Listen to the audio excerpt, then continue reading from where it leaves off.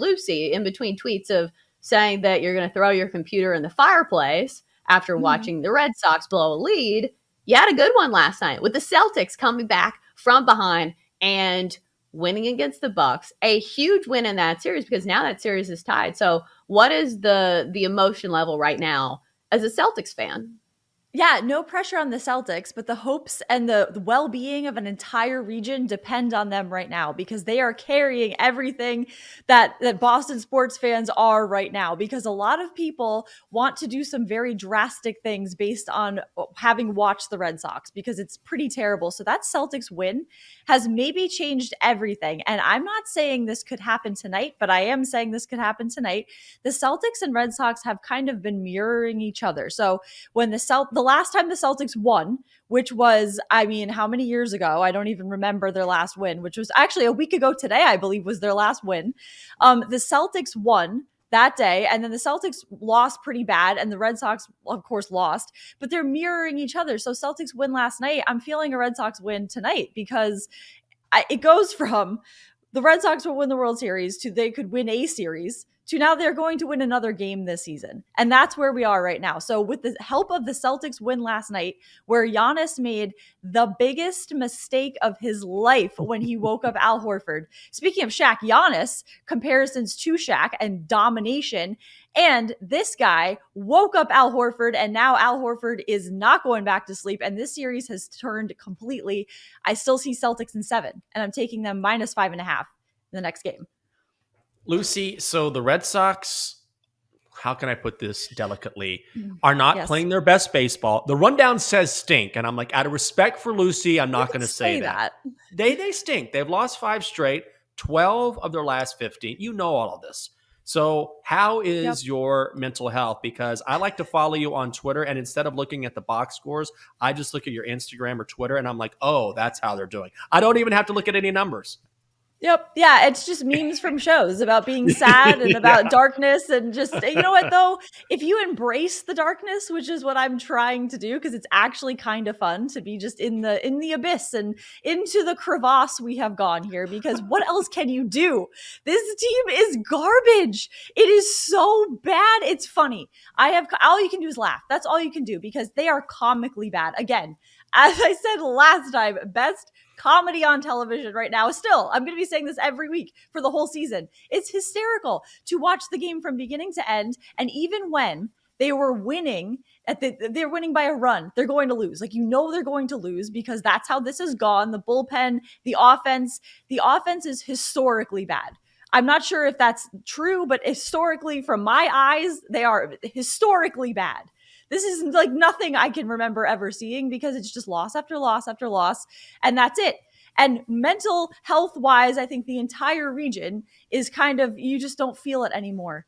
They're going to lose, you know it. So, okay, we've already had, stubbed your toe and it's just numb now because this is just unbelievable. It is believable, though, because the Red Sox are either really good and winning World Series or at least going to the ALCS, or they're really bad and getting in trouble for having beer and fried chicken in the locker room. So, this is on pace for another Red Sox season where it's just swinging the other direction. But I will say today, it's Garrett Whitlock going for the Red Sox, who's been really good. And he's getting stretched out. Last time out, went 5 innings, struck out 9 against the Angels, and only gave up 2 runs. So, do you have any faith in the Red Sox, at least in the first 5 today? Yes, of course. So I always do. I am never giving up the faith. I think they can win this game. I think I'm going to take a hit prop out on everybody in the lineup. And Garrett Whitlock over straight. Last time he had 9 strikeouts in honor of Ted Williams. I think he can do that again in this game. And I'm taking the over, whatever, when that comes out, whatever that is. It's 4.5. 4.5. Okay. Oh, over. Take the over on Garrett Whitlock. Oh my goodness. Over on strikeouts. Everybody gets a hit. Red Sox money line, I'm a little hesitant still because I feel like it's irresponsible to give that out at this point. Red Sox money line is just, it's whatever at this point. Do it if you want. But yeah, so that's what I'm Garrett Whitlock over that's going to be the big one today. Definitely. I have a lot of faith in this. They're going to, this is just so bad. It's just so bad. They have to win a game. They have to win another game. It has to happen. They can't lose. It's just, it gets to a point where you don't see an end in sight to the losing because they find so many ways to lose. I mean, you get the pitcher throwing the ball up the third baseline to lose the game. That's how they're losing games. That one sticks in my mind. So I think tonight they have to win because they can't lose every game. They can't. It's not possible. They can't. Garrett Whitlock, come on, please. I'm begging you.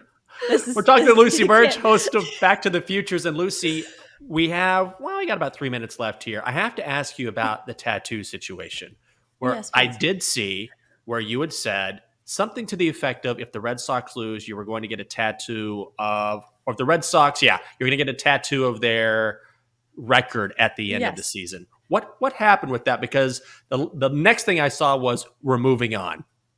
Well, okay, so what happened with that was they were winning the game at the time. And I thought, it'd be so ridiculous if they lost this game, kind of. Like, they're going to lose, but, like, it would still be kind of crazy.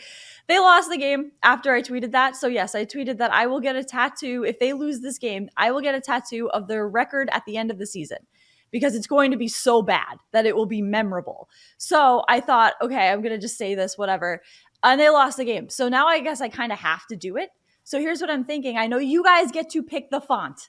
This is what's going to happen. And I'm going to throw this idea out there, barbed wire font. I'm going to put it behind my ear. No. A little barbed wire font, 18 and 140, whatever is going to be their record. And so I'm thinking that's what it'll be. See, this is my area of expertise. You got to go barbed wire around the arm. It's super popular. And then right above or below, you put the record.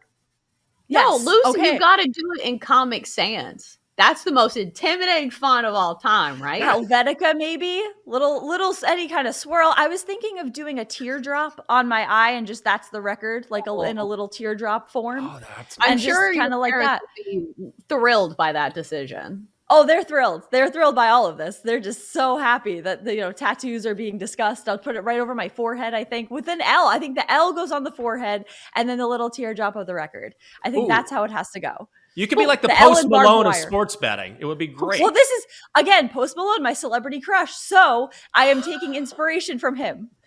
Eminem is rolling in furious right now. I thought Eminem was your celebrity crush. Eminem is my heart and soul in my world. I have never had a crush on Eminem. I have never been attracted to Eminem, but he is my entire being and soul. Post Malone, just my celebrity crush. I love Post Malone. So I think I just get all the record and just every Post Malone tattoo. Yes. That's a love triangle I would love to see. Lucy, Eminem, and Post Malone. The music that would come out of that. All right, we got to get to break. She is Lucy BUrdge. She is host of Back to the Futures each and every Sunday night on BetQL. Follow her on Twitter @Lucille BUrdge. Lucy, thanks for stopping by. Thank you so much. Go Bruins.